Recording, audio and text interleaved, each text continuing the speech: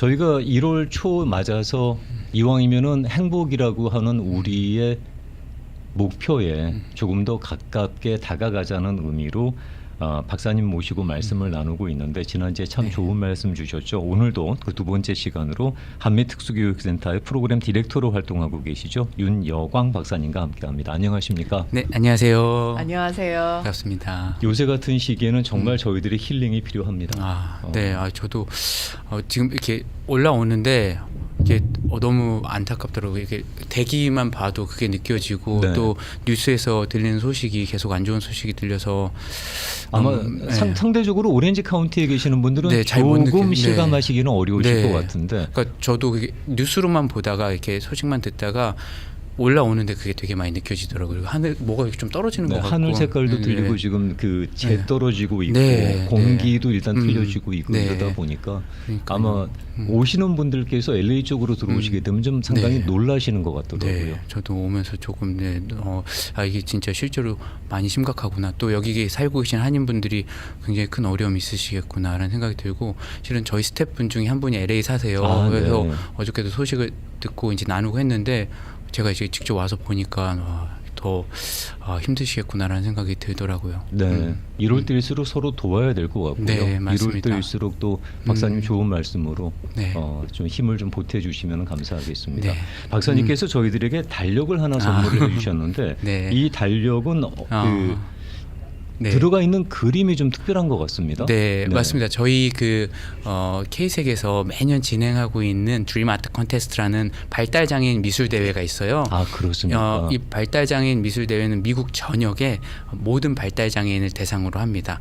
한인만 꼭 아니어도. 네네. 네. 근데 이제 그래서 저희가 매년 모집을 받고 그리고 블라인드로 공정하게 여러 교수님들과 화가분들 이렇게 커뮤니티 파트너분들을 통해서 심사를 해서 저희가 12작품의 그 위너들 그다음에 네네. 12작품의 아너로 멘션을 선정해서 이 발달 장애인이 갖고 있는 예술적 재능을 개발하고 그다음에 지역사회에 보여주고 그리고 이런 달력을 통해서 지역사회를 설브할 수 있게 하기 위해서 저희가 진행하는 프로그램이고요. 네. 이벤트고 그리고 그 수상작들로 저희가 매년 달력을 만들어 오고 있습니다. 그렇죠. 네, 그래서 네. 굉장히 의미 있는 달력이고 네. 1년 내내 두고 발달 장애인들이 그리는 그림은 이런 모습이구나 이렇게 그림을 그리고 이런 예술적 재능을 갖고 있구나 그러면서 매달 하나씩 한 점씩 이렇게 감상하실 수 있도록 저희가 이런 달력을 만들어서 주변에 배포하고 있습니다. 사실 한미특수교육센터에서 그런 그 의미 있는 달력을 만들어낸다는 말씀은 알고 있었습니다만 네. 그 대상이 네. 네이션와이드로 네. 모든 사람들에게 열려 있는 이벤트다 행사라는 것은 또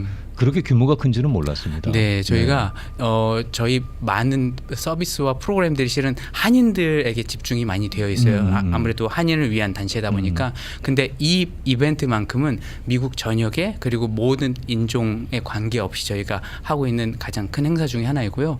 그리고 그렇게 할 수 있는 건 또 좋은 스폰서분들 오픈뱅크랑 이번에 같이 또 달력을 만들었거든요. 민키 맹장님 또 그래서 전화를 너무 많이 하셨는데. 도와주시고 네. 하셔서 그렇게 할 수 있어서 되게 감사하고 그리고 이제 그래서 더더군다나 의미 있는 그러니까 지역 사회에 좋은 그 스폰서분들과 그리고 지역 사회에 좋은 오거니제이션이 함께 일하면서 또 여기 커뮤니티를 섬길 수 있는 기회가 돼서 저희도 되게 감사하게 생각하고 있습니다. 이 달력 만약에 간직하고 싶으면 어떻게 받아볼 수가 있는 방법이 있나요? 저희가 이 수량이 또 많지는 않은데 네네. 혹시 정말로 원하시는 분들이 지금 저희 센터로 문의를 해주시면은 네. 아마 저희가 이렇게 배송하는 거나 메일링하는 건 좀 어렵고 네. 방문하시면 아마 한 부씩은 드릴 수 있지 않을까 생각됩니다. 관심 네. 계신 분들은 네, 한번 문의해 네. 보시기 바라겠습니다. 문의하실 수 있는 전화번호는 562-926-2040입니다.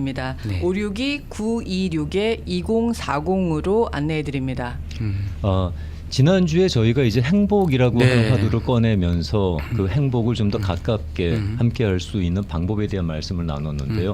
혹시 지난주에 못 들으시는 분들을 위해서 잠깐 썸머리하고 오늘 순서를 진행해 보겠습니다. 네, 지난주에 제가 우리의 인생의 목적은 무엇인가라는 좀 거창하지만 또 알고 보면 또 되게 심플하게 만들 수 있는 어떤 주제를 제가 화두로 던졌고 그리고 거기에 어느 정도 우리가 동의가 된 부분이 행복 또는 행복을 추구함, 즐거움과 기쁨을 추구함이 인생의 대전제고 목적이다라고 제가 설명을 드렸어요. 네.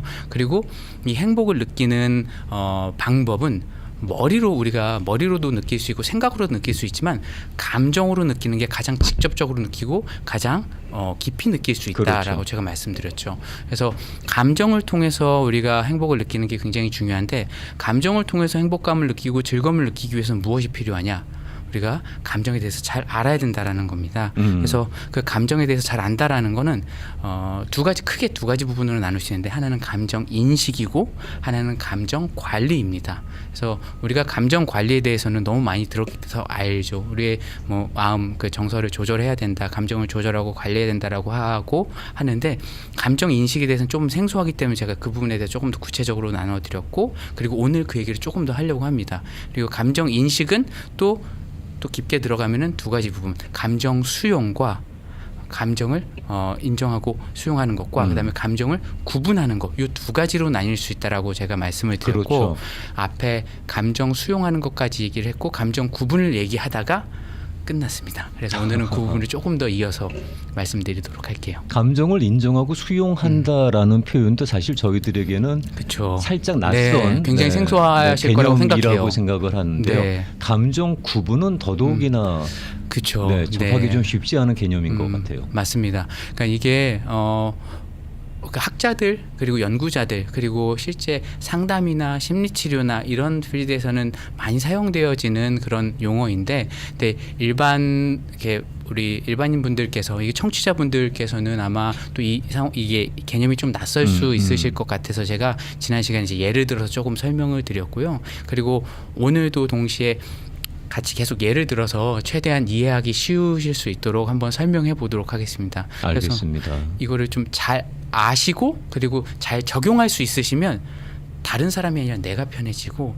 그리고 나와 내 사랑하는 가족들이 편해질 수 있기 때문에 조금 어렵지만 그래도 하나씩 한번 해보면 좋을 것 같습니다. 우리가 사실 삶의 목적이 행복이라는 말은 참 쉽게 꺼냅니다만 네. 인생에 몇 번이나 우리가 진심으로 행복해 하는지는 잘 모르겠습니다. 맞습니다. 그러니까 오죽하면은 어느 쪽에서는 이제 인생은 고해고 고통의 맞아요. 바다를 징검다리가 중간중간에 있어서 그걸 건너가는 게 삶이다라고 얘기를 하고 있는데 네, 저도 어느 정도 동의합니다. 네. 근데 이왕이면 그 징검다리가 좀 즐겁게 행복하게 좀 많거나 자주. 좀 자주 있으면 더 좋지 않겠습니까? 맞습니다. 네.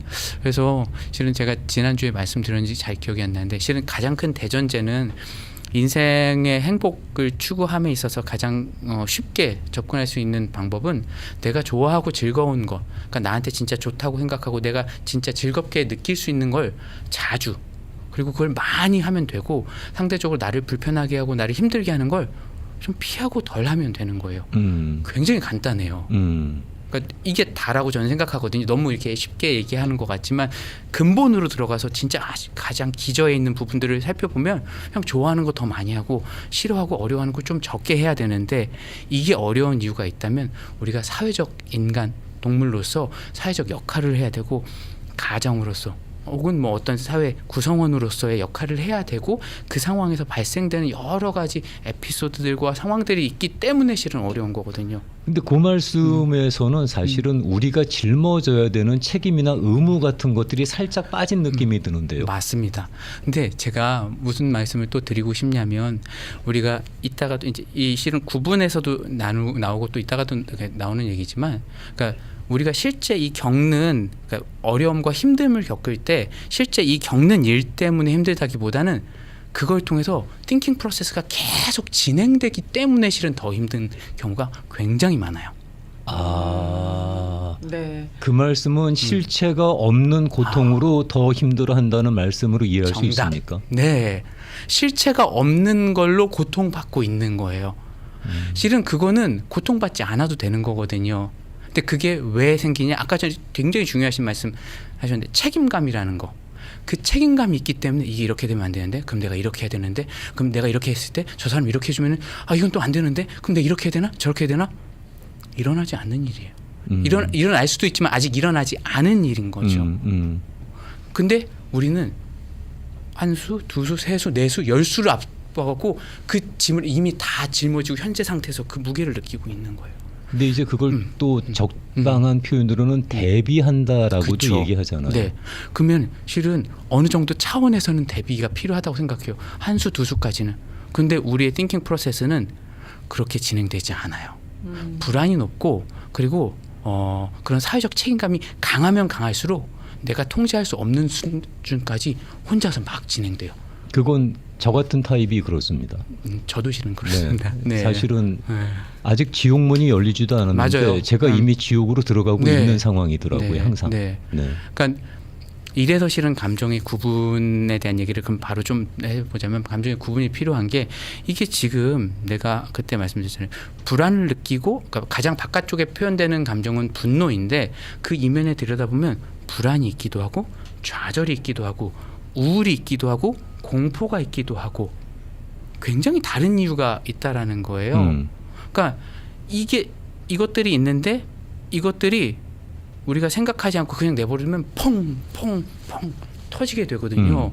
근데 이거를 객관적인 관점에서 들여다보는 연습을 해야 돼요. 그게 아까 전에 얘기했던 그 너무 오버띵킹하지 않는 네. 방법이기도 하고 그래서 그러한 연습을 해야 되는데 그런 연습에 필요한 중요한 개념이 하나 있습니다. 제가 오늘 그걸 되게 중점적으로 소개해드리고 싶은데 메타코그니션. 메타코그니션. 상위 인지 혹은 메타 인지, 메타코그니션. 영어로는 메타코그니션이거든요. 네. 이게 굉장히 중요한 개념입니다. 요걸 잠깐 좀 제가 설명하자면은 네. 1970년도에 존 플라벨이라는 미국의 발달 심리학자가 제시한 개념인데 누가 했냐보다 이게 무엇이냐가 훨씬 더 중요합니다. 그러니까 상위 인지라는 표현이 beyond, 메타가 beyond 혹은 on a top of something 해갖고 뭔가 위에 있는 개념이거든요. 상위 개념. 네, 상위 개념이죠. 네. 그래서 이걸 영어로는 누가 그렇게 표현하더라고요. Thinking one's thinking. 그러니까 누군가가 사고하는 걸 내가 객관적 3자 관점에서 이걸 바라보는 거예요. 저 상황이 가령 예를 들면 우리가 집에서 아이들이 막 이렇게 싸우고 있잖아요. 네. 그러면 같이 들어가고 막 싸우는 게 아니라 엄마나 아빠 관점에서 보면 제가 얘를 놀렸고 그 리액션으로 얘가 이렇게 반응했고 그래서 또 얘가 또 화가 났고 그래서 싸우고 있는 이런 전체적인 상황이 쭉 보이고 그래서 얘가 잘못한 거고 근데 얘도 잘하진 않았고 이런 관점이 보이잖아요. 네네. 이게 정확히 메타코그니션을 하는 과정인 거예요. 네. 그래서 근데 이 메타코그니션을 나 자신에게 적용을 하는 거예요. 나 자신에게. 제3자의 입장에서 나를 관찰할 수 있는. 그렇죠. 그렇죠. 그래서 제3자 관점에서 나 자신을 관찰할 수 있게 되면은 내가 그 아까 전에 말씀드린 것처럼 불안이 막 올라와서 책임감에 의해서 혹은 내가 뭔가 더 잘하기 위해서 이러면 이렇게 하면 되고 이렇게 하면 이렇게 하면 안 되고 요것들을 한다면 스스로 생각해 보는 거죠. 오케이. 이 정도까지는 내가 대비할 필요는 있어. 근데 이거는 아직 이렇게 일어나진 않았고 일어날 가능성도 있지만 일어나지 않을 수도 있고 오케이. 그럼 내가 여기서 좀 멈춰야 되겠어? 라고 스스로 판단하고 생각할 수 있다는 거죠. 그래서 띵킹 프로세스를 스스로 제어할 수 있는 힘이 메타코그니션을 통해서 나옵니다.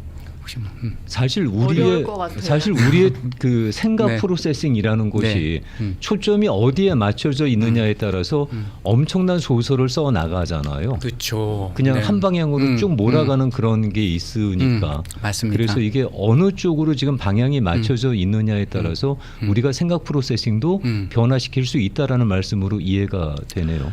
그거를 노력해야 하는 거예요. 그러니까 훈련이 네, 필요하다는- 훈련이 필요하다라는 네. 겁니다. 네. 그러니까 지금 이 말씀드린 개념을 아마 대부분 처음 들으시는 분도 많으실 거고 혹은 교육이나 심리나 이런 거에 관심 있으셔서 그런 관련 서적들을 많이 읽어보신 분들이라면 한 번쯤은 접해보셨을 법한 개념이라고 저는 생각해요. 근데 중요한 건 이걸 알고 있어야지 우리가 진짜 원하는 방향으로 우리 인생을 끌어갈 수 있다라는 거예요. 그러니까 우리가 원하는 방향으로 인생을 끌어가고 싶은데 도구가 없으면 그걸 할 수가 없잖아요. 제가 지금 그 도구를 이렇게 쥐어드리는데 그 도구를 처음 보는 도구고 처음 이렇게 접한 도구기 때문에 저 쓸 줄은 몰라요. 그렇죠. 사용하신 적이 없기 때문에 어렵고 얘는 뭐야 어떻게 만지는 거야 어떻게 들고 어떻게 집어던지는 거야 전혀 모르시죠. 근데 이제 그걸 아셨다면 이제 하나씩 배워나가시면 되는 거고요.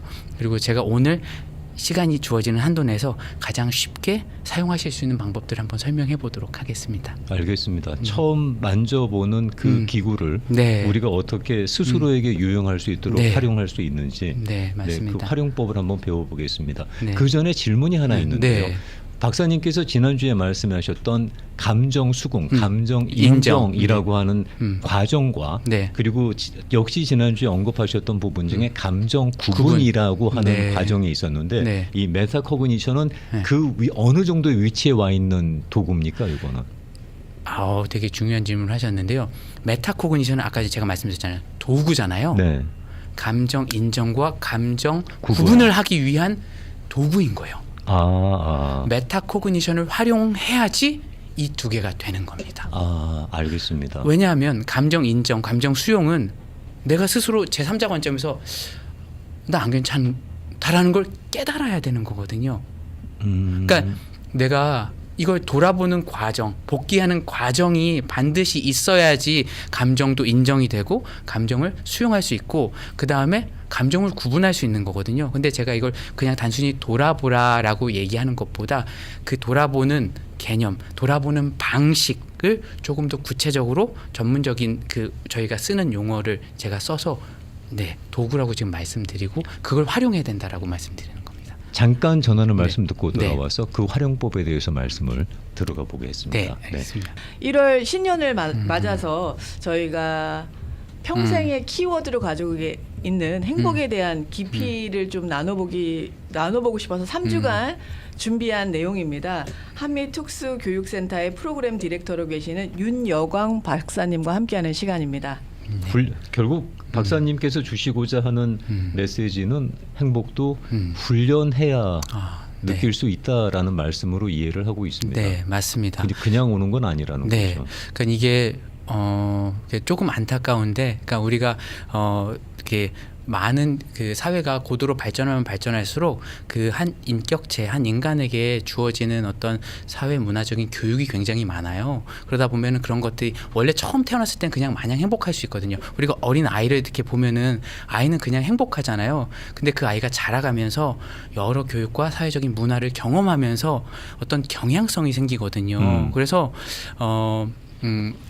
그런 차원에서 이제 여러 가지 덕지덕지 이런 것들이 붙다 보니까 행복을 느끼는 거에는 조금 둔감하고 불행과 어려움과 불편감을 느끼는 거에 조금 더 민감해지기 때문에 실은 연습이 필요한 겁니다. 네, 그래서 만약에 결대로 이렇게 쭉 잘 자라면, 근데 그게 또 쉽진 않지만 그렇게 자라면 실은 행복은 연습할 필요는 없는 것인데 안타깝게도 연습이 필요합니다. 근데 왜 그런 것을 학교에서 배울 수 있는 기회는 없어서 그러니까요. 저희가 이렇게 다 졸업하고 어른이 돼서 왜 내 맞습니다. 삶은 이렇게 행복하지 않지? 네. 라는 생각을 하게 되면서 관심을 갖는 게 이제 이런 분야가 맞습니다. 되잖아요. 네, 그래서 실은 다 이렇게 어른이 되시고 난 다음에 그제서 이제 심리학에 관심을 가지시고 혹은 뭐 상담에 관심을 가지시고 뭐 여러 가지 뭐 정신 분석이라든지 뭐 이런 거에 또 심리 치료에 관심 가지시는 분들이 많잖아요. 네. 그래서 저는 그것도 되게 감사하다고 생각해요. 계속 우울하고 힘들고 불편하게 사시기보다는 스스로 노력하시는 거기 때문에. 그렇죠. 그리고 또 저 같은 사람은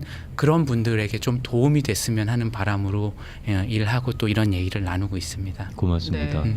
자, 그러면은 그 메타코그니션이라는 것이 네, 네. 어떻게 우리가 활용해야 되는지에 대한 말씀을 좀 들어보겠습니다. 네, 이 메타코그니션이 실은 그러니까 상위 인지, 우리가 생각하는 거, 우리가 느끼는 거, 우리가 반응하는 걸 제3자 관점에서 관찰한다. 그러니까 나 자신을 이렇게 내가 저기 이렇게 앉아 있으면 무슨 영화였죠? 이렇게 팍 하면 이렇게 훅 뒤로 이렇게 밀려나잖아요. 그래서 이렇게 내가 이렇게 닥터 스트레인지인가 거기 보면 이렇게 나 자신 이렇게 들여다보잖아요. 네네네. 그런 느낌으로 보시는 거예요. 유체 이탈처럼. 약간 네. 그래서 제가 스텝백해서 이 상황을 이렇게 내가 여기 있다고 생각하고 내가 이런 걸 지금 불편하게 생각했고 이런 때 좀 짜증이 났고 근데 내가 이런 건 되게 좋았고 내가 이걸 되게 좋아하고 있구나라고 생각하는 거예요. 훈련으로 가능한가요? 네. 충분히 가능하다고 저는 말씀드리고 싶어요. 이게 가능하지 않으면 제가 나와서 이 얘기를 하는 의미가 없다고 생각해요. 네. 그래서 제가 뭐부터 말씀을 드리냐면은 아까 전에 말씀드렸던 것처럼 인생의 행복은 그냥 내가 좋아하는 걸 좀 더 많이 느끼고 경험하고 내가 불편한 걸 조금 밀어내면 되는 거예요. 그래서 메타코그니션을 좀 적극적으로 활용해서 즐거움을 느낄 때는 어떻게 적용할 수 있냐면은 내가 어떤 거에 이렇게 되게 재밌어지고 이렇게 미소가 지어질 수 있잖아요. 뭐 영상을 본다든지 누구랑 얘기한다든지 이럴 때 스스로 자각하는 과정이 좀 필요해요. 아, 내가 이걸 진짜 좋아하고 있구나. 내가 이 순간을 되게 즐거워하고 있구나. 제가 부모님들하고 이제 이야기할 때 가끔 뭐라고 말씀드리면 우리가 음식을 먹잖아요. 맛있는 음식, 내가 좋아하는 음식 먹을 때 막 먹고 이렇게 먹어도 내가 좋아하고 맛있는 음식인데 역시 이 맛이야. 반응.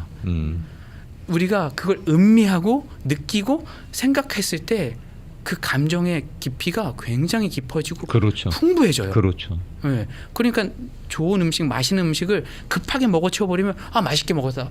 그걸로 끝이에요. 근데 그거를 작은 걸 먹더라도 아 이게 이런 느낌이었구나. 맞아, 난 이 쌉싸름한 맛이지만 동시에 달콤함이 느껴지는 걸 너무 좋아한 것 같아요. 너무 좋다. 이렇게만 해도 이런 것들이 좀 쌓이죠. 그러면은 우리 인생의 어떤 순간의 행복감이 확 증진이 돼요. 그러니까 먹는 즐거움이 증대될 수 있는데 네. 맨날 허기만 때우느라고 먹느라. 맞아요. 그러니까 제가 예를 지금 먹는 걸로 하나 들었는데 그 외에 또 다른 것도 있어요. 우리 영화나 혹은 뭐 재밌는 영상, 아 피곤할 때 이게 아니라고. 보죠. 볼 때 와, 이 사람 멘트가 너무 진짜 끝내준다. 여기서 어떻게 이런 표현을 할 수 있지? 아, 나는 이 사람 스타일이 너무 좋아. 이거를 되새기면서 한 번 더 생각했을 때 우리가 느끼는 정서적인 그 즐거움, 기쁨, 만족감의 깊이가 확 커진다라는 거예요. 우리가 행복이 되게 우리한테 되게 멀다고 느껴지는 이유가 실은 행복한 그 순간조차도 행복을 제대로 못 느끼기 때문에 그래요. 맞아요. 네. 맞아요. 그 점은 120% 공감입니다. 그 행복의 순간에 그 행복을 좀 깊이 체험하고 경험하는 거. 그게 굉장히 중요하고 그걸 돕기 위한 개념이 메타코그니션이라는 개념이에요. 네. 행복을 느낄 때 좀 더 만끽하자. 네, 맞아요. 네, 맞습니다. 그런 표현을 주셨는데 네. 한편으로는 그 메타코그니션이라는 것이 우리가 어떤 두려움, 불안, 무서움 이런 것들하고도 적용이 될 수 있을까요? 당연히요. 네. 내가 무엇에 대해서 불안을 느끼고 내가 뭐 때문에 힘들어하는지를 알게 되면은 실은 그 자체가 힘들 수는 있지만 그 다음에 오는 2차적인 어려움은 사라지게 되어 있어요.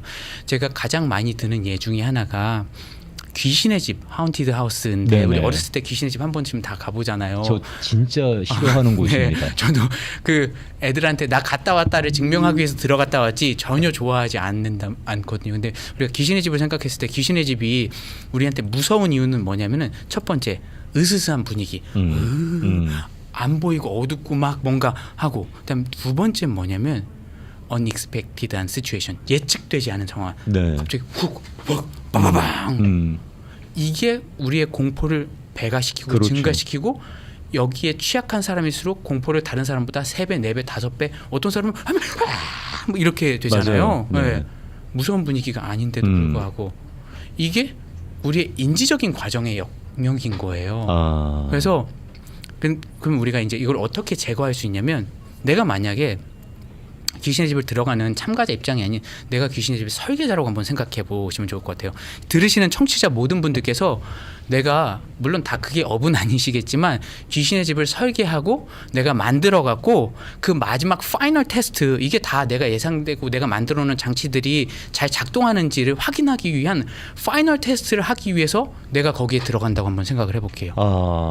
그럼 그때도 그만큼 무서울까요? 아니요. 절대 그럴 수가 없죠. 박사님 그 말씀 주시는데 저 머릿속으로 훅 스쳐가는 게 매트릭스라는 영화예요. 매트릭스의 마지막 설계자를 만나는 게 결국은 그 시리즈의 파이널이었는데. 네, 맞습니다. 네. 그래서 우리가 그 이미 그러니까 그렇게 해갖고 들어갔을 때는 그 스푸키한 분위기 혹은 으스스한 느낌 그것 때문에 약간 좀 싫을 수는 있어요. 하지만 어디서 뭐가 나올지 몰라서는 두렵지 않아요. 한 발짝, 두 발짝, 세 발짝, 휙, 잘 지나가네. 네 발짝, 다섯 발짝, 여섯 발짝, 작동하네. 네, 그건 거잖아요. 그러니까 우리가 메타코그니션의 관점에서 지금 무슨 일이 벌어지는지 이게 어떤 효과가 있을지를 내가 정확하게 인지하고 있으면 불안과 두려움으로부터 자유케 될 수 있다 라고 말씀드릴 수 있을 것 같아요. 어떤 분께서 그런 말씀을 주시더라고요. 인생을 한번 살아본 것처럼 살아봐라. 그러면 그렇게 어렵지 않을 것이다라는 말씀을 하셨는데 네. 이게 지금 이 개념하고 되게 유사한 거예요. 네. 왜냐면 한번 살아보고 나면 이거 이렇게 하면 대충 이렇게 돼. 이거 이렇게 어려운 것 같지만 실은 지나면 다 별거 아니야.